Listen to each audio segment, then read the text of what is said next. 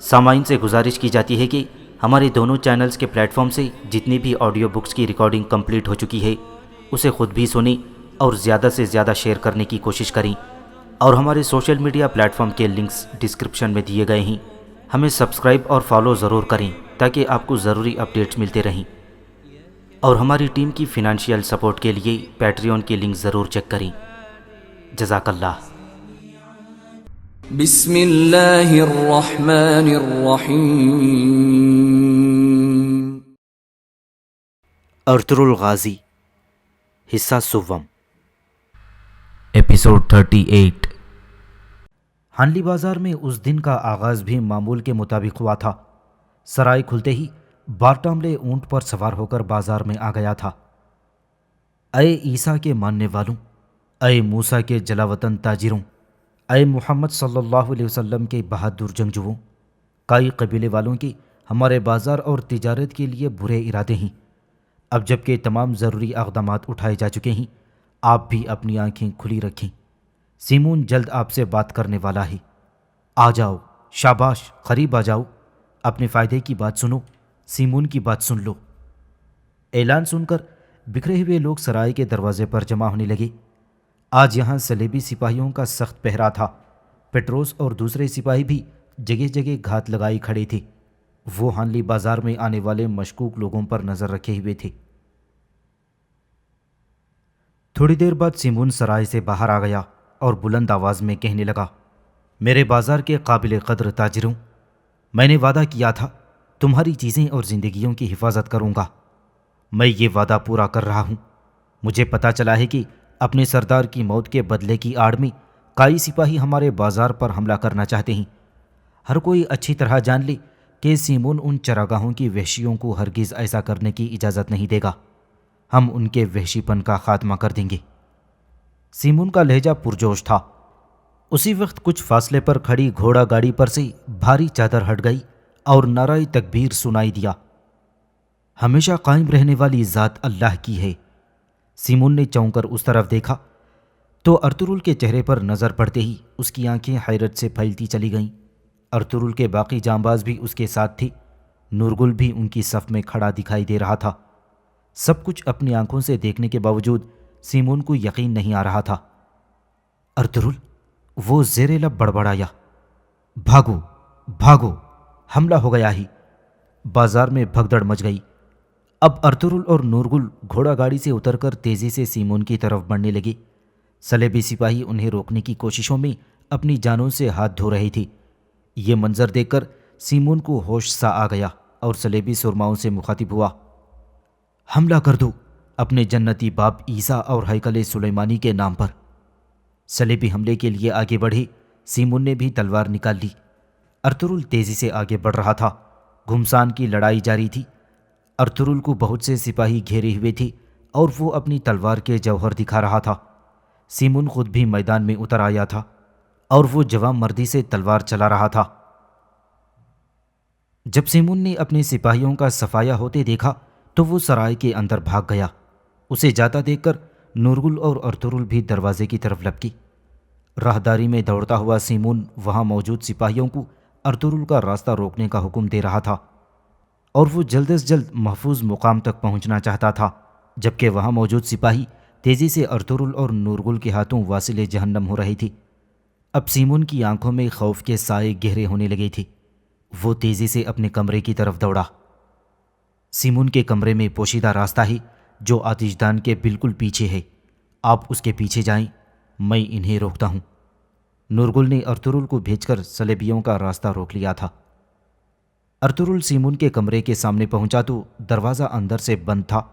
سیمون اندر جا چکا تھا، لہٰذا ارطغرل نے دروازہ توڑنے کی کوششیں شروع کر دیں، اور جب وہ دروازہ توڑ کر اندر داخل ہوا تو کمرہ خالی تھا۔ ارطغرل نے نورگل کے بتائے ہوئے طریقے کے مطابق آتش دان کی زنجیر کھینچی تو عقب میں راستہ دکھائی دینے لگا۔ ارطغرل آگے بڑھ کر خلا میں داخل ہو گیا، اور جب وہ سیڑھیاں اتر کر نیچے پہنچا تو سیمون سرنگ سے بھاگنے کے لیے ضروری سامان سمیٹ رہا تھا۔ تو تم ہو وہ شیطان جس نے یحییٰ جیسے مقدس نام کو آلودہ کیا ہے۔ تم اپنے انجام کو پہنچ گئے ہو سیمون۔ ارطغرل نے باروب لہجے میں کہا، تو سیمون نے ہڑبڑا کر تلوار اٹھا لی اور اس پر حملہ کر دیا۔ ارطغرل نے اس کا حملہ روک کر زوردار لات ماری تو وہ دور جا گرا۔ تم مجھے وہ سب بتاؤ گے جو کچھ جانتے ہو۔ تم ان زمینوں پر کیا کر رہے تھے، کس کے ساتھ کام کرتے ہو، اور ہمارے درمیان کون غدار ہیں جو تمہارے لیے کام کرتے ہیں، سب کچھ بتاؤ۔ ارطغرل نے کہا تو سیمون اٹھ کر کھڑا ہو گیا۔ اس نے قریب پڑی جلتی ہوئی مشل ارطغرل پر اچھال دی اور خود وہاں سے بھاگ گیا۔ اس دوران نورگل بھی وہاں آ گیا تھا۔ نورگل، یہاں ایک اور راستہ ہے۔ ارطغرل نے سرنگ کی طرف اشارہ کر دیا اور دونوں اس طرف بھاگی۔ یہ سرنگ سرائے سے کچھ فاصلے پر ایک دکان میں نکلتی تھی۔ جب وہ دکان سے باہر نکلے تو سیمون اور تاجر حسن یعنی پیٹروس گھوڑوں پر سوار ہو کر بازار سے نکل رہے تھے۔ مجھے اس کے پیچھے جانے دیں بھائی، نورگل نے کہا۔ سیمون کو میرے پاس زندہ لے کر آؤ نورگل، ارطغرل نے اجازت دے دی۔ نورگل روشن اور دوسرے سپاہی سیمون کے تعاقب میں روانہ ہو گئے۔ ہانلی بازار میں لڑائی ختم ہو چکی تھی اور تمام سلیبی مارے گئے تھے۔ ارطغرل نے اپنے سپاہیوں کو جمع کر لیا۔ ان کا کوئی جانی نقصان نہیں ہوا تھا۔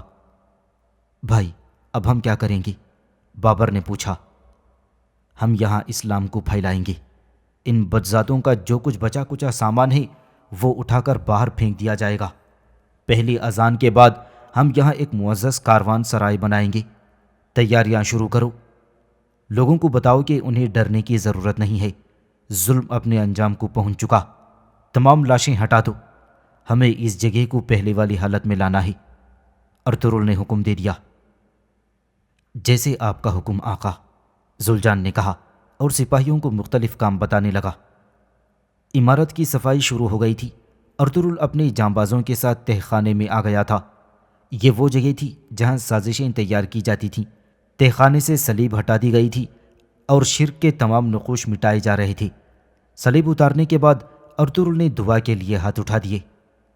یا اللہ، مجھے فاتح بنانے پر میں تیرا شکر گزار ہوں۔ میری فتح کو مستقل کر دے، مجھے طاقت عطا فرما، آمین۔ اس کامیابی پر بابر بہت خوش تھا۔ بھائی، میں سردار جاندار اور اورال کے بارے میں سوچ رہا ہوں۔ میں ان کے چہروں کے تاثرات دیکھنا چاہتا ہوں بھائی۔ بھائی جب انہیں یہ بات معلوم ہوگی کہ ہانلی بازار پر ہمارا قبضہ ہو گیا ہے۔ بابر نے کہا تو ارطغرل بھی مسکرا دیا۔ سرائے پر اب قائی سپاہیوں کا قبضہ تھا اور زخمیوں کی مرہم پٹی کی جا رہی تھی۔ ہانلی بازار پر قبضے کے بعد ارطغرل نے اپنے سپاہیوں کو جمع کیا۔ میرے سپاہیوں، تم نے اپنا خون پسینہ بہایا، ہماری جیت ہمارا حق ہے۔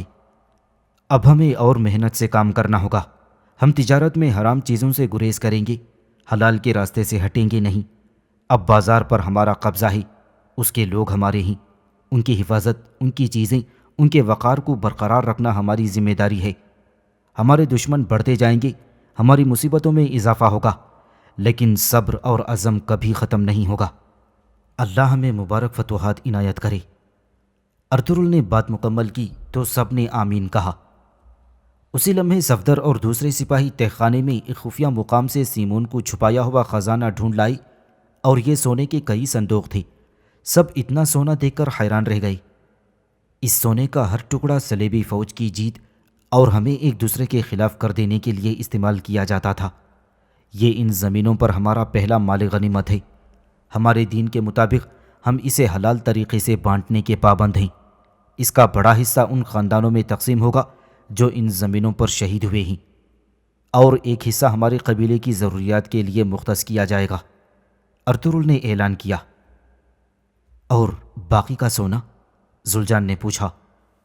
وہ ان بے گھر قبیلوں پر خرچ ہوگا جو منگولوں کے ظلم کا شکار ہو کر بے یار و مددگار ہوئے ہیں، تاکہ ہم دشمن کو ایک مشتری کا دھچکا لگا سکیں۔ سرائے کے ہر طرف ہمارے جھنڈے لہرا دو۔ اسی وقت درویش اسحاق بھی آ گیا تھا۔ حضور، میں مکتوب لکھنے کے لیے تیار ہوں۔ چلو پھر لکھو۔ جی فرمائیں۔ میں سلیمان شاہ کا بیٹا ارطغرل ہوں۔ یہ بازار اب میری ملکیت ہے۔ سب کو پتہ ہونا چاہیے کہ جس کسی کے بھی ہمارے جانوں، ہماری چیزوں اور ہماری عزت کے متعلق برے خیالات ہیں، وہ میرا دشمن ہے۔ جو پریشانی آپ نے مجھ سے پہلے سہی تھی اپنی اختتام کو پہنچتی ہے۔ فساد کا خاتمہ ہو گیا، اب انصاف نافذ ہوتا ہے۔ جو کوئی ایمانداری سے تجارت کرے گا میرے بازار میں اسے انصاف ملے گا۔ جو عزت داری اور منصفانہ معاملہ کرے گا میرا رحم دیکھے گا، لیکن جو سود کی رقم کا معاملہ کریں گے اور لوگوں پر ظلم کرنا چاہیں گے وہ میرا غضب دیکھیں گے۔ سلیمان شاہ کا بیٹا ارطغرل اعلان کرتا ہے کہ میری تلوار دوستوں کے لیے محافظ اور دشمن کے لیے موت ہوگی، یہ سب جان لیں۔ استاد سیمون اور پیٹروس ہانلی بازار سے نکل کر دور جا پہنچے تھے۔ اس وقت وہ جنگل میں ایک ڈھلوان پر کھڑے صورتحال کا جائزہ لے رہے تھے۔ پیٹروس، تم کارا چیسار کے گورنر کے پاس چلے جاؤ اور اسے سب کچھ تفصیل سے بتا دو۔ میں سمجھتا ہوں کہ گورنر ہمارا ساتھ نہیں دے گا استاد سیمون۔ وہ تمہارے ساتھ تعاون کرے گا پیٹروس۔ اسے بتاؤ کہ دکان لوٹ کر ظالموں نے تمہارے ساتھ کیا سلوک کیا تھا، اور یہ بھی بتاؤ کہ تم محل میں پناہ چاہتے ہو۔ ہم میں سے ایک کو محل میں ضرور موجود رہنا چاہیے۔ سیمون نے اسے سمجھایا۔ اچھا ٹھیک ہے، لیکن استاد سیمون آپ کہاں جا رہے ہیں؟ میں اورال کی تلاش میں جا رہا ہوں، وہ میرا قرض دار ہے۔ اب وقت ہے کہ قرض کو ختم کر دیا جائے۔ خداوند ہماری مدد کرے، پیٹروس نے کہا، اور دونوں اپنی اپنی راہ چل پڑے۔ سیمون کو ہر صورت اورال سے ملنا تھا۔ ان حالات میں صرف وہی ایک شخص تھا جو اس کے لیے کارآمد ثابت ہو سکتا تھا۔ ان حالات میں اس سے ملاقات کے لیے چاودار قبیلے جانا بھی مناسب نہیں تھا، کیونکہ نورگل اپنے ساتھیوں کے ساتھ ہر جگہ انہیں ڈھونڈ رہا تھا، اور اسے معلوم تھا کہ اورال قائی قبیلے میں موجود ہے اور اسی راستے سے گزر کر اپنے قبیلے جائے گا۔ لہٰذا وہ راستے میں بیٹھ کر اس کا انتظار کرنے لگا۔ سیمون کو وہاں چھپے زیادہ دیر نہیں گزری تھی کہ اورال اپنے گھوڑے پر سوار اسی طرف آتا دکھائی دیا۔ وہ اکیلا تھا اور یہی ملاقات کا بہترین وقت تھا۔ چنانچہ سیمون جھاڑیوں کی اوٹ سے نکل کر سامنے آ گیا۔ اورال نے سیمون کو دیکھا تو اس کے چہرے پر مکروہ مسکراہٹ کھیلنے لگی۔ اورال کو بھی معلوم ہو چکا تھا کہ ارطغرل زندہ ہے، اور قریب پہنچ کر وہ گھوڑے سے اتر کر کہا، واہ واہ سیمون، سرائے کا مالک، ہانلی بازار کا بادشاہ اپنے لیے نئی پناہ کی تلاش میں ہے۔ آج میں ہوں، کل تم ہوگے اورال، ہم شراکت دار ہیں، کیا تم بھول گئے ہو؟ اب تمہاری باری ہے۔ میں نے توکتا مش کو تمہیں برباد کرنے اور ایک باپ کو اپنے بیٹے کو مارنے سے روکا تھا۔ میں نے تمہیں اتنا سونا دیا تھا کہ تم پوری زندگی اس کا تصور نہیں کر سکتے تھی۔ سیمون نے اپنے احسانات باور کرائے۔ تم نے باتو خان کا خنجر ارطغرل تک پہنچانے کی کوشش کی، اور پھر تم نے دو قبیلوں کو آپس میں لڑانا چاہا سیمون۔ اورال نے بھی اس کا اصل چہرہ دکھا دیا۔ ماضی کے کیچڑ میں غوطے مت لگاؤ اورال، میرے پاس تمہارے لیے ایک بہت بڑی پیشکش ہے۔ سیمون نے بات کو آگے بڑھایا۔ چلو دیکھتے ہیں تم مجھے خود کو ارطغرل سے بچانے کی کیا پیشکش کرتے ہو۔ اورال نے دلچسپی ظاہر کی۔ مجھے ارطغرل سے بچانے کے لیے نہیں، بلکہ ارطغرل کا سر اڑانے کے لیے میں اپنا سب کچھ تمہیں دینے کو تیار ہوں۔ سب کچھ؟ اورال چونک پڑا۔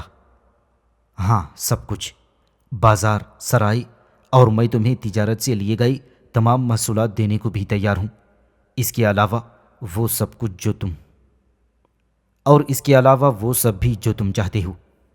سیمون نے اس کی لالچی آنکھوں میں جھانکا۔ یعنی ارطغرل کا سر تمہارے لیے اتنا اہم ہے؟ اورال نے داڑھی کھجائی۔ قسطنطنیہ سے ایک بہت بڑی فوج راستے میں ہے جس سے ترکوں کا کوئی قبیلہ بچ نہیں سکے گا، لیکن وہ لشکر میری مدد کے بغیر اس سرزمین پر کامیاب نہیں ہو سکتا۔ میں تم سے ایک ایسے عظیم مستقبل کا وعدہ کرتا ہوں اورال، جو تم تصور بھی نہیں کر سکتے۔ میرا ساتھ دو، چلو مل کر ارطغرل کا شکار کرتے ہیں۔ سیمون نے اپنا منصوبہ بتایا۔ ارطغرل مرے گا اور ایک عظیم حکومت ان زمینوں پر قائم ہو کر رہے گی جس کا سردار اورال ہوگا۔ اورال نے قہقہہ لگایا۔ لیکن تم یہ دیکھ نہیں پاؤ گے کیونکہ تم مر چکے ہوگے سیمون۔ چاودار کا سردار اورال کسی سلیبی کتے سے تعاون نہیں کرے گا۔ اورال نے نفرت سے کہا اور تلوار نکال لی۔ سیمون بھی اس کی نیت بھانپ گیا تھا۔ اس نے بھی میان سے تلوار کھینچ لی اور سنبھل کر کھڑا ہو گیا۔ ہم شراکت دار ہیں اورال، کیا تم بھول گئے؟ سیمون کی بات مکمل نہیں ہونے پائی تھی کہ اورال نے حملہ کر دیا۔ سیمون نے اس کا وار روک کر جوابی حملہ کرنے کے لیے تلوار بلند کی تھی کہ اورال نے خنجر سے اس کی ٹانگ پر گہرا زخم لگا دیا۔ سیمون اس کے لیے تیار نہیں تھا اور وہ لڑکھڑا کر پیچھے گر گیا۔ ابھی وہ اپنے زخم پر ہاتھ رکھ کر اٹھنے ہی والا تھا کہ اورال نے آگے بڑھ کر اس کی گردن پر تلوار رکھ دی۔ اسی لمحے نورگل بھی اپنے ساتھیوں کے ساتھ وہاں آ گیا تھا۔ اس نے دور سے اورال کو باز رہنے کے لیے آواز دی۔ نورگل کو دیکھ کر سیمون بھی مطمئن ہو گیا اور اسے امید تھی کہ نورگل وقتی طور پر اسے موت سے بچا لے گا، لیکن اورال بھی موقع ہاتھ سے جانے نہیں دینا چاہتا تھا۔ اسے معلوم تھا کہ اگر سیمون نورگل کے ہاتھ لگ گیا تو سارے راز اگل دے گا۔ چنانچہ اس نے لمحہ بھر میں حتمی فیصلہ کر کے سیمون کی شہرک کاٹ ڈالی۔ قریب پہنچتے ہی نورگل اچھل کر گھوڑے سے اتر پڑا اور اورال پر ٹوٹ پڑا۔ وہ گھونسوں اور لاتوں سے اس کی توازے کر رہا تھا۔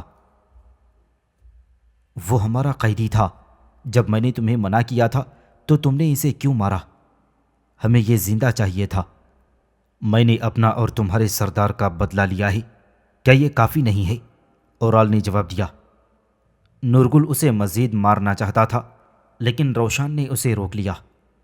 پرسکون ہو جاؤ نورگل، سیمون مر گیا ہے۔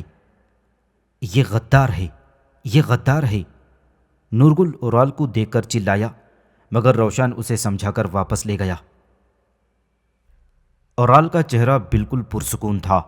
سیمون کو قتل کرنے کا بروقت فیصلہ اسے کئی بڑے مسائل سے بچا گیا تھا۔ اس کام سے فارغ ہو کر اورال گھوڑے پر سوار ہوا اور امیر سعد الدین کوپیک سے ملاقات کے لیے روانہ ہو گیا۔ کوپیک بھی اپنے پڑاؤ پر اس کا منتظر تھا۔ جس آدمی کی آپ نے ضمانت دی تھی وہ ایک صلیبی جنگجو نکلا، اور آپ یہ بات جانتے تھے کہ وہ عام عیسائی تاجر نہیں بلکہ ایک صلیبی جنگجو ہے، ان باغی جنگجوؤں کی جماعت کا اہم رکن جو عیسائی سلطنت کے بھی باغی ہیں اور ہر حال میں مسلمانوں اور عیسائیوں کے درمیان صلیبی جنگ چاہتے ہیں۔ اورال نے قریب پہنچتے ہی سخت لہجے میں کہا تو سعد الدین کوپیک نے خنجر نکال کر اس کی شہر رگ پر رکھ دیا تھا۔ کیا تم میرا شکریہ ادا کرتے اگر میں تمہیں بتا دیتا کہ سیمون کون تھا؟ یعنی آپ ہر بات جانتے ہیں، پھر کیوں آپ نے مجھے دھوکے میں رکھا؟ اورال بھی اپنی بات پر ڈٹ گیا تھا۔ اس پر امیر سعد الدین کوپیک اپنا قہقہہ نہ دبا سکا۔ ریاست کے اپنے راز ہوتے ہیں اورال صاحب، اگر آپ اس کی اطاعت کا اقرار کرتے ہیں تو یہ بے ترتیب انداز سے نہیں ہوتا۔ آپ مرتے دم تک اس کی اطاعت کرنے کے پابند ہیں۔ بغیر کوئی سوال جواب کیے، اور تم ارطغرل کو مارنے میں کامیاب نہیں ہوئے، اب تم اس کی قیمت چکاؤ گی۔ جب میں نے کہا کہ ارطغرل مرے گا تو وہ مرے گا، اورال اپنے دعوے پر قائم تھا۔ کیسے مرے گا؟ وہ اب بازار اور تجارت کے راستوں کا مالک بن بیٹھا ہے، وہ پہلے سے کہیں زیادہ طاقتور ہو گیا ہے۔ سست انسان، اگر ارطغرل مر جاتا تو ہر چیز جس کا وہ مالک ہے تمہاری ہوتی۔ سعد الدین کوپیک کو تمام خبریں مل چکی تھیں کہ ارطغرل نے ہانلی بازار پر قبضہ کر لیا ہے۔ اورال، میری نظر میں اب تمہاری کوئی حیثیت نہیں رہی۔ ارطغرل مرے گا اور یہاں کے قبائل کا سردار اعلیٰ میں بنوں گا۔ سب کچھ ایسے ہی ہوگا جیسے ہم دونوں چاہتے ہیں۔ اورال نے اسے یقین دلایا۔ لیکن اب یہ آسان نہیں رہا۔ ارطغرل جیت جائے گا، اور جب وہ جیتے گا تو خوب طاقت حاصل کر لے گا، اور جب وہ طاقت حاصل کرے گا تو بکھرے ہوئے ترک قبائل اپنے ساتھ اکٹھے کر لے گا، اور تمہارے پاس کیا رہے گا؟ کچھ نہیں۔ تمہارے الفاظ کی نہ تمہارے بھائی بہن اور نہ بابا کے سامنے کوئی اہمیت ہے۔ سعد الدین نے اسے آئینہ دکھایا۔ جب ہمارے سلطان ان زمینوں کو فتح کرنے آئیں گے تو وہ مجھے چاودار قبیلے کا سردار پائیں گے، اور اس وقت ترک قبائل بھی میرے آگے سرنگوں ہوں گے۔ اورال اپنی بات پر ڈٹ گیا تھا۔ اور تمہارے بابا؟ سعد الدین کوپیک نے پوچھا۔ کیا آپ سمجھتے ہیں کہ سرداروں کا جرگہ ارطغرل کا ساتھ دے گا؟ وہ اسے کبھی قبول نہیں کریں گے۔ جتنا زیادہ میرے بابا ارطغرل کے پیچھے جائیں گے اتنا زیادہ سردار میری طرف آئیں گے، اور آپ مجھے اپنا سردار اعلیٰ بنائیں گے۔ اورال کی بات سن کر سعد الدین کوپیک خاموش ہو گیا تھا اور گہری سانس لے کر اس کی طرف دیکھا۔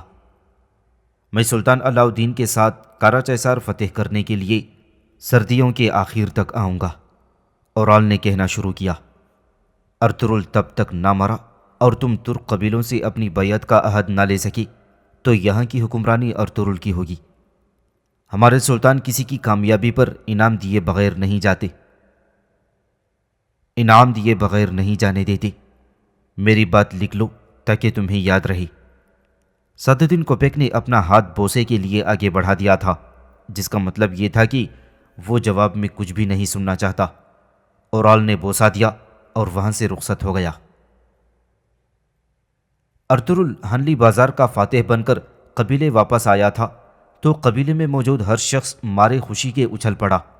جس سردار کو سب مردہ سمجھے بیٹھے تھے، اس نے ہنلی بازار فتح کر کے قبیلے کا سر فخر سے بلند کر دیا تھا۔ یہ کائی قبیلے کے لیے اعزاز کی بات تھی۔ ان کی برسوں کی محنت کا یہ پہلا ثمر تھا۔ قبیلے کے باسیوں نے اس کا پرتپاک استقبال کیا۔ اپنی والدہ کی دست بوسی کے بعد وہ قبیلے کے لوگوں کی طرف متوجہ ہوا اور ان کا حوصلہ بڑھاتے ہوئے بولا، کائی قبیلے کے بہادر بیٹوں اور ہماری محنتی خواتین، میرا مقدس قبیلہ میرے بابا سردار سلیمان شاہ نے میرے حوالے کیا تھا۔ اللہ نے ہمیں شیطان کی کچھار ہانلی بازار کو فتح کرنا نصیب فرمایا۔ یہ ہمارے لیے بہت بڑی فتوحات کی شروعات کا نشان ہوگا۔ ہماری بڑی فتح تھی اور ہمارا انعام بھی بڑا ہے۔ پروردگار کا لاکھ لاکھ شکر ہے۔ اس نے سامنے پڑے سونے کے صندوقوں کی طرف اشارہ کیا۔ اب اس نے سامنے پڑے سونے کے صندوقوں کی طرف اشارہ کیا۔ یہ انعام پورے قبیلے میں تقسیم کیا جائے گا۔ اللہ کی رحمت سے ہمارے برے دن ختم ہوئے۔ اب ہمارا جھنڈا ان نئی سرزمینوں پر لہرائے گا۔ لوگ ارطغرل کے حق میں نعرے لگانے لگے۔ اس فتح نے ان کے اداس چہروں پر خوشی بکھیر دی تھی۔ اسی وقت نورگل بھی سپاہیوں کے ساتھ واپس آ گیا۔ وہ گھوڑے سے اتر کر ارطغرل کے پاس آیا اور بولا، بھائی، استاد سیمون مر گیا۔ تاجر حسن ہمیں کہیں نہیں ملا۔ نورگل، یہ کیسے ہوا؟ ارطغرل چونکا۔ ہم نے اس کے نشانات کا پیچھا کیا۔ سیمون چاودار قبیلے جا رہا تھا، لیکن نورگل کی بات مکمل نہیں ہوئی تھی کہ اورال سیمون کی لاش گھوڑے پر لادے وہاں آ گیا اور فخر سے بولا، ارطغرل صاحب، جیت مبارک ہو۔ اگر پہلے بتایا جاتا تو ہم مل کر ساتھ لڑتے، لیکن ہم سے چھپایا گیا۔ مجھے یہ سب اچھا نہیں لگا۔ بے فکر رہیں اورال صاحب، وہ دن آئیں گے جب ہم آپ کے ساتھ جنگ کے میدان میں ہوں گے، انشاءاللہ، ارطغرل نے جواب دیا۔ انشاءاللہ ارطغرل صاحب، لیکن جب آپ فتح میں مصروف تھے تو آپ کا بدلہ لینے کا ایک موقع مجھے بھی عنایت ہوا تھا۔ اورال نے اشارہ کیا تو دو سپاہیوں نے سیمون کی لاش اتار کر ارطغرل کے قدموں میں ڈال دی۔ بابا، میں نے توکتامش صاحب اور ارطغرل صاحب کا بدلہ لے لیا۔ اورال نے سردار جاندار کی طرف دیکھ کر فخر سے کہا تو والد نے بھی مسکرا کر بیٹے کو داد دی۔ ان معاملات سے فارغ ہو کر ارطغرل اپنے خیمے میں آ گیا۔ بہت سی چیزیں الجھی ہوئی تھیں۔ اس نے عارف صاحب کو بھی مشورے کے لیے بلوا لیا۔ سیمون سیدھا چاودار قبیلے گیا، لیکن صرف اورال ہی اسے بچا سکتا تھا۔ حضور، اورال صاحب تجارت کو اچھی طرح سمجھتے ہیں۔ وہ چیزوں کی قدر کے گرنے اور کون سا شراکت دار اب ان کے کام کا نہیں ہے، اس حقیقت سے اچھی طرح واقف ہیں، عارف صاحب نے کہا۔ سیمون کو قتل کر کے اس نے خود کو بے گناہ ثابت کرنے کی کوشش کی ہے۔ ایسا کر کے وہ اپنے قبیلے کی آنکھوں کا تارا بن گیا ہے، ارطغرل نے جواب دیا۔ اورال کے مسئلے کے لیے ہمیں انتظار کرنا ہوگا۔ جاندار صاحب اور آلیار صاحب کو یقین ہے کہ اورال بے گناہ ہے۔ اگر ہم نے اس مسئلے کو اٹھایا تو چاودار قبیلے والے ہمارے دشمن بن جائیں گے۔ عارف صاحب، آپ صحیح کہتے ہیں۔ اگر میری تلوار نہیں تو میری سانس اورال کے گلے کا پھندا بن جائے گی۔ صرف وقت کا انتظار ہے۔ ارطغرل پرعزم تھا کہ وہ ایک روز اورال کو اس کی سازشوں سمیت دفن کر دے گا۔ ہانلی بازار میں تجارتی سرگرمیاں معمول پر آ چکی تھیں۔ اب یہاں کے تاجر پہلے سے کہیں زیادہ خوش اور مطمئن تھے۔ ان کے ساتھ کوئی ناانصافی نہیں ہو رہی تھی۔ سرائے کی تلاشی کے دوران جہاں اور بہت کچھ ملا تھا، وہیں کئی کاروباری دستاویزات بھی سامنے آئی تھیں۔ اس وقت بھی ارطغرل چند ایسی ہی کتابوں کا جائزہ لے رہا تھا۔ زلجان بھی اس کے ساتھ تھا۔ اسی لمحے عارف صاحب ایک شخص کو اس کے پاس لے کر آئے۔ جناب، آپ کی اجازت سے میں ایلیکو کا تعارف کروانا چاہتا ہوں۔ انہوں نے ساتھ کھڑے نوجوان کی طرف اشارہ کیا۔ ایلیکو اس بازار کا نوجوان تاجر ہے۔ بہت خوب، تب تمہیں معلوم ہوگا کہ ان کتابوں میں کس قسم کا حساب کتاب درج ہے۔ ارطغرل نے ایک کتاب اس کی طرف بڑھائی تو الیکو اسے کھول کر ورق گردانی کرنے لگا۔ اس کتاب میں چھوٹے تاجروں کی دستاویزات ہیں۔ میں اس بازار میں سالوں سے ہوں۔ حضور، بڑے تاجر دوسری کتابوں میں ہونی چاہیے۔ اس نے دوسری کتاب کی طرف اشارہ کیا تو ارطغرل نے وہ کتاب بھی اس کی طرف بڑھا دی۔ جناب، یہی ہے وہ حساب۔ اس کتاب میں بڑے قافلوں کی آمد اور روانگی کی تفصیلات ہیں، اور کون سا تاجر سیمون کا کتنا قرض دار ہے۔ لیکن یہ اتنا پیچیدہ ہے کہ جب تک آپ اسے ترتیب نہیں دیتے غلطیاں ممکن ہیں۔ ٹھیک ہے، جو ضروری ہے وہ کرو۔ یقیناً تم اسے اچھی طرح جانتے ہو، تم ان کتابوں کو اچھی طرح سمجھتے ہو۔ اس کے ساتھ ساتھ بازار کے تاجروں اور ان کے مسائل کی نشاندہی بھی کرو۔ ارطغرل نے یہ ذمہ داری اسے سونپ دی۔ لیکن جناب، میں ایک عیسائی ہوں۔ الیکو کی بات سن کر ارطغرل اپنی جگہ سے اٹھ کر اس کے پاس آ گیا۔ تم ایک اچھے اور ایماندار تاجر ہو الیکو۔ ہمارا دین قابلیت پر انحصار کرتا ہے۔ مجھے یقین ہے کہ تم اپنا کام احسن طریقے سے کر سکتے ہو۔ ارطغرل نے زلجان کو اشارہ کیا تو اس نے باقی کتابیں بھی الیکو کے سپرد کر دیں۔ وہ حیران و پریشان انہیں دیکھتا رہ گیا تھا۔ اس کے بعد ارطغرل نے اپنے جانبازوں کو بلوایا اور میز پر نقشہ بچھا کر مختلف مقامات کی نشاندہی کرنے لگا۔ قسطنطنیہ، ایزنک اور قونیہ سے ان 3 راستوں پر حفاظتی اقدامات کے لیے ہم اپنے سپاہی تعینات کریں گے۔ دوسری صورت میں ڈاکو قافلوں پر حملہ کرنے میں آزاد ہوں گے۔ الیکو بھی اس مجلس میں شامل تھا۔ اس نے ارطغرل کی حکمت عملی سنی تو وہ کہنے لگا، حضور، سیمون نے اس بازار کو پھیلایا کیونکہ وہ تاجروں کی حفاظت کا ذمہ لیتا تھا۔ جلد ہی قسطنطنیہ سے ایک بڑا قافلہ پہنچنے والا ہے۔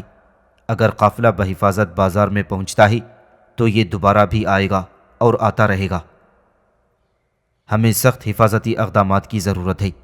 راستے کو محفوظ بنانے کے لیے سپاہی اپنا کردار ادا کریں گے۔ زلجان، ان علاقوں کی حفاظت تمہاری ذمہ داری ہوگی۔ میں کوئی شکایت نہیں سننا چاہتا۔ جیسے آپ کا حکم۔ زلجان نے سینے پر ہاتھ رکھا۔ ارطغرل اس کام سے فارغ ہوا تھا کہ عارف صاحب ایک نئی اطلاع کے ساتھ اس کے منتظر تھے۔ سلطان علاء الدین کا جاسوس یاسل وادی میں اسے فوری ملاقات کا خواہش مند تھا۔ وہ چاہتا تھا کہ ارطغرل اس ملاقات کے لیے اکیلا وہاں آئے۔ ارطغرل، میں تمہیں دھول چاٹنے پر مجبور کر دوں گا۔ اورال اپنی بیوی چولپان خاتون کے سامنے ارطغرل سے نفرت کا اظہار کر رہا تھا۔ وہ اسے ہر صورت مٹا دینا چاہتا تھا کیونکہ ساتدین کوپیک کی دلی خواہش بھی یہی تھی۔ اورال کی ترقی اور سردار اعلیٰ کے مقام تک پہنچنے میں سب سے بڑی رکاوٹ اس وقت ارطغرل ہی تھا۔ وہ گفتگو کر رہے تھے کہ باتو خان نے اندر آنے کی اجازت طلب کی۔ آ جاؤ باتو خان۔ باتو خان اندر آیا اور اورال کے اشارے پر اس کے قریب بیٹھ گیا۔ چولپان خاتون اس کے آتے ہی وہاں سے اٹھ گئی تھی۔ تم اتنے عرصے سے میرے احکامات پورے کر رہے ہو۔ میں جانتا ہوں تم نے اپنی پوری زندگی میرے لیے وقف کر دی۔ اورال نے اس کی خدمات کو سراہا۔ حضور، میں اپنی زندگی آپ کے لیے قربان کرنے میں دیر نہیں لگاؤں گا۔ مجھے معلوم ہے باتو خان، تم یہ بھی جانتے ہو کہ وفاداری میرے لیے کتنی اہم ہے، اور تمہیں یہ بھی پتا ہوگا کہ جب وقت آئے گا تو میں اس وفاداری کا انعام ضرور دوں گا۔ یہ انعام اور اعزازات صرف سونے کی شکل میں نہیں ہوں گی۔ میں تمہیں اپنی بہن اصلحان کا ہاتھ دوں گا تاکہ دنیا کو پتہ چلے کہ تم میرے لیے بھائی سے زیادہ بڑھ کر ہو۔ اورال نے کہا تو باتو خان چونک کر اس کی طرف دیکھنے لگا۔ وہ خود بھی یہی چاہتا تھا۔ کیا بات ہے باتو خان، کیا سوچ رہے ہو تم؟ وہ اسے خاموش دیکھ کر بولا۔ کیا تمہیں خوشی نہیں ہوئی؟ تمہارا خیال کیا ہے کہ میں انجان ہوں کہ میری بہن تمہارے دل میں ہے؟ اورال مسکرایا۔ استغفر اللہ حضور، کیا میں اپنی حد نہیں جانتا؟ باتو خان نے اپنا سر جھکا دیا۔ تو مجھے بتاؤ تمہارا کیا خیال ہے؟ اورال نے پوچھا تو باتو خان نے مسکرا کر نظریں جھکا لی۔ بس یہ سمجھیں کہ آپ نے مجھے دنیا کا سب سے زیادہ خوش نصیب آدمی بنا دیا۔ اس نے اورال کا ہاتھ تھام کر چوم لیا تھا۔ میں نے اپنی نظر کبھی سونے یا عہدے پر نہیں رکھی۔ میرے نزدیک ہمیشہ آپ کا تحفظ اور آپ کی حکمت عملی اہم رہی ہے۔ جاؤ، اس کارا کو نکولس نامی ڈاکو کو ڈھونڈو، میں اسے ایک اہم کام سونپنا چاہتا ہوں، اسے یہ سونا دینا تاکہ وہ کام کی اہمیت کو سمجھ سکے۔ اورال نے ایک پوٹلی اٹھا کر اس کی طرف بڑھا دی۔ اسے کہنا کہ وہ کل مجھے اسٹیلب کے مقام پر ملے، میں اسے بازار میں آنے والے تجارتی قافلوں کو لوٹنے کا کام سونپنا چاہتا ہوں۔ اگر اورال بازار میں موجود نہیں تو ارطغرل کا بازار بھی نہیں چلے گا۔ اورال نے نفرت کا اظہار کیا۔ جیسے آپ کا حکم، باتو خان سینے پر ہاتھ رکھ کر اٹھ گیا تھا۔ باتو خان نے اسی شام کارا کو نکولس سے مل کر تمام معاملات طے کر لیے تھے۔ اگلے روز اورال بھی اس سے ملاقات کے لیے طے شدہ مقام پر پہنچ گیا تھا۔ ایک بڑا کارواں اور بہت سارے محافظ۔ اورال صاحب، آپ ایک مشکل کام بتا رہے ہیں۔ کارا کو نکولس نے اس کی پیشکش سن کر کہا، کام اگر آسان ہوتا تو میں تمہارے پاس کیوں آتا؟ صرف یہ بتاؤ، کیا یہ تم کر سکتے ہو؟ اورال نے صاف الفاظ میں پوچھا۔ مجھے اس سے کیا ملے گا؟ تمہیں ہر حملے کے 100 سونے کے سکے ملیں گے، لوٹی ہوئی چیزیں بھی تمہاری ہوں گی۔ تم مجھے 1000 سونے کے سکے کیوں نہیں دیتے؟ کیا تمہیں ارطغرل کا سر نہیں چاہیے؟ نکولس نے سودا بازی شروع کر دی تھی۔ نکولس، تم اس کام کے لیے اتنی طاقتور نہیں، میں خود اس کا سر کاٹوں گا۔ اورال نے بے پرواہی سے جواب دیا تو نکولس بھی آپے سے باہر ہو گیا۔ کیا کہا تم نے؟ میں نے وہی کہا جو تم نے سنا ہے۔ ارطغرل کو برباد کرنا ہی تو ہر تجارتی قافلے پر ٹوٹ پڑو، اس کا بازار اس کے سر پر گرا دو۔ بازار کام نہیں کرے گا تو تاجر اس پر انحصار نہیں کریں گے اور بھاگ جائیں گے۔ اور ہاں، اگر تم ارطغرل کا خاتمہ بھی کر دو گی تو میں تمہیں 5000 سونے کے سکے دوں گا۔ اورال نے اسے جوش دلا کر نئی پیشکش کر دی۔ 5000 سونے کے سکے کارا کو نکولس کی سوچ سے بھی بڑھ کر تھی۔ تمہیں سونا مل جائے گا، لیکن مجھے ارطغرل کا سر بھی ملنا چاہیے۔ تمہارا منافع صرف یہی نہیں ہوگا، ایک اور کام بھی ہے۔ تم ایک ایسی جگہ حملہ کرو گے جس کے بارے میں تمہیں بتاؤں گا۔ کون سی جگہ؟ سونے کی کان۔ اورال نے کہا تو کارا کو نکولس کا منہ حیرت سے کھلا رہ گیا۔ لیکن وہاں موجود شخص استاد توریان کو زندہ پکڑنا ہے۔ میں چاہتا ہوں اسے فرار ہونے کا موقع دیا جائے، البتہ تم ارطغرل کے تمام سپاہیوں کو قتل کر دو گے۔ نکولس سے ملاقات کے بعد اورال نے ایک نئی خبر امیر سعد الدین کوپیک کو پہنچا دی کہ ارطغرل نے اس کی اجازت کے بغیر علاقے کے تمام سرداروں کو جرگے کے لیے اپنی سرائے میں مدعو کر لیا ہے۔ سعد الدین کوپیک نے اورال کو جرگے میں شرکت کی اجازت دے دی تھی اور وہ موقع پر خود جرگے میں پہنچ کر ارطغرل کی خبر لینا چاہتا تھا۔ رات کی تاریکی میں ارطغرل طے شدہ مقام پر پہنچا تو سلطان علاء الدین کا جاسوس اہم معلومات کے ساتھ اس کا منتظر تھا۔ دونوں نے خود کو سیاہ چادروں میں چھپا رکھا تھا اور صرف ایک دوسرے کی آواز سن سکتے تھے۔ اس ملاقات کو بہت خفیہ رکھا گیا تھا۔ جناب، کیا صورتحال ہے؟ ارطغرل نے سوال کیا۔ مشرق میں منگولوں کا ظلم و ستم بڑھ گیا ہے، وہ ترکوں کو ان زمینوں سے نکال دینا چاہتے ہیں، اور جبکہ ترک ان زمینوں کو اپنا وطن بنانا چاہتے ہیں۔ ارطغرل نے گہری سانس لی۔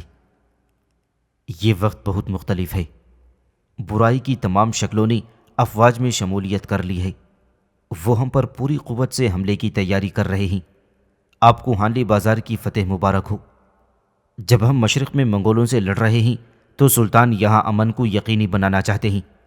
آپ کو گورنر کارا چیسار سے دوستی قائم کرنی ہوگی۔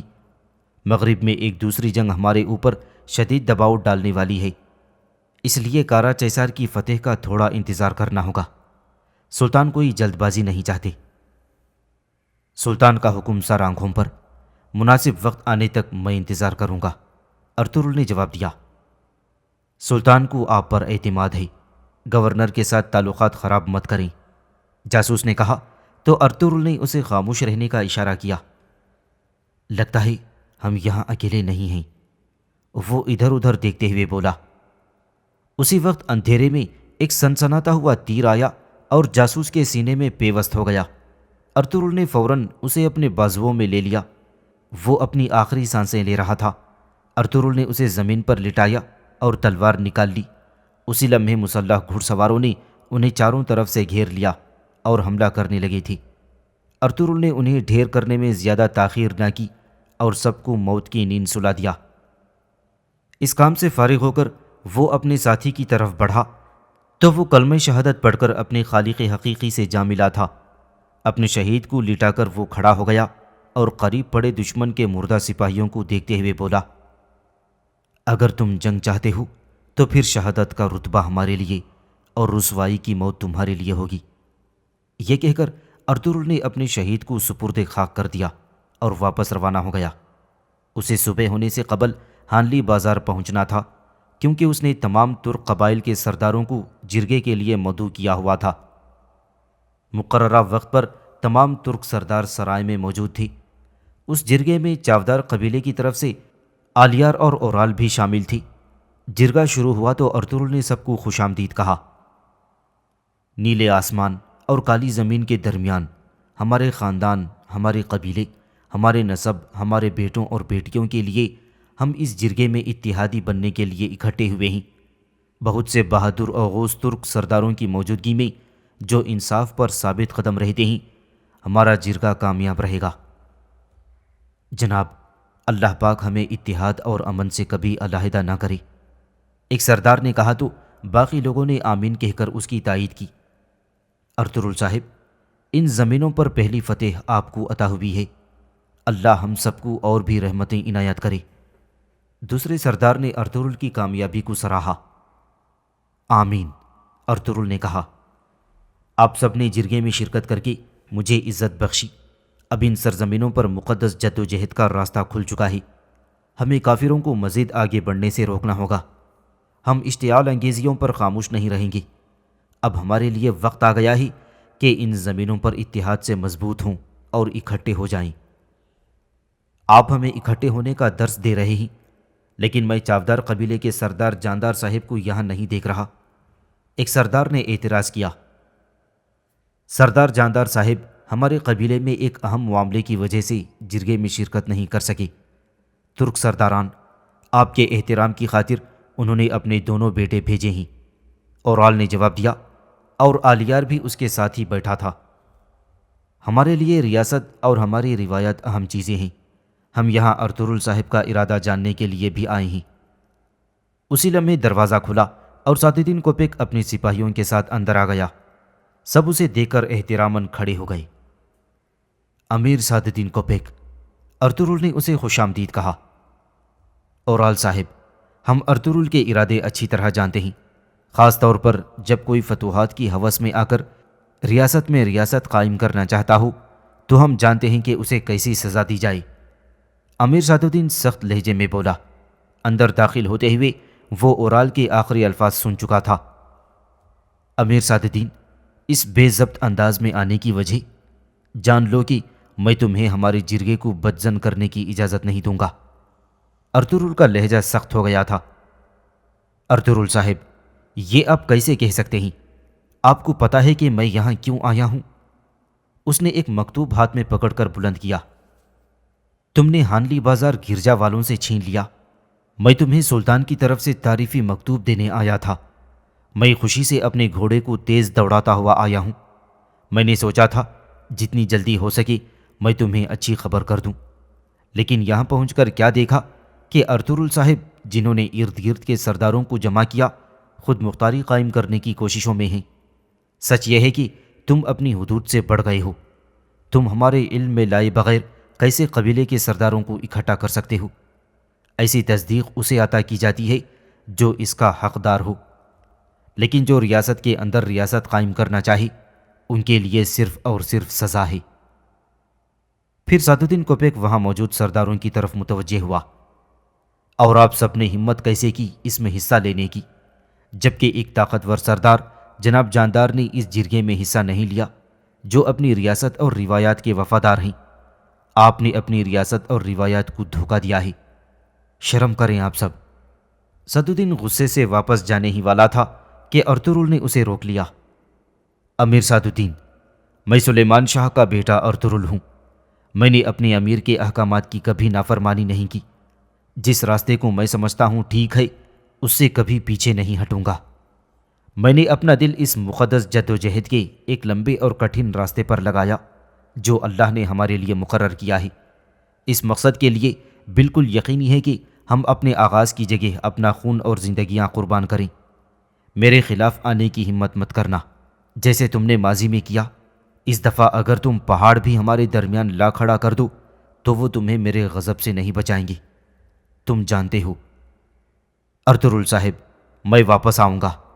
وہ دن جب میں واپس آیا تمہارے لیے ڈراؤنا خواب بن جائے گا، سعد الدین کوپیک نے کہا اور واپس چلا گیا۔ اس کے جاتے ہی خوفزدہ مہمان سردار بھی فوراً وہاں سے چلی گئی تھی۔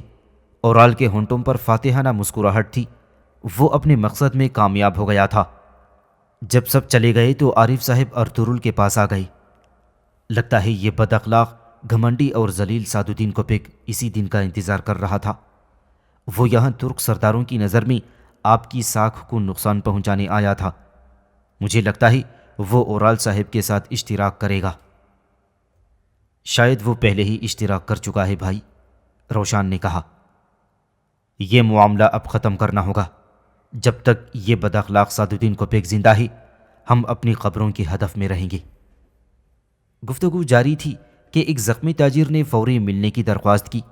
ارطغرل نے اسے وہیں طلب کر لیا تو تاجر نے بتایا، ڈاکوؤں نے قسطنطنیہ سے آنے والے قافلے پر چڑھائی کر دی ہے۔ کیا آپ کو ہم سے کیا ہوا وعدہ یاد ہے؟ آپ نے کہا تھا کہ ڈاکو ہمیں راستے میں پریشان نہیں کریں گے۔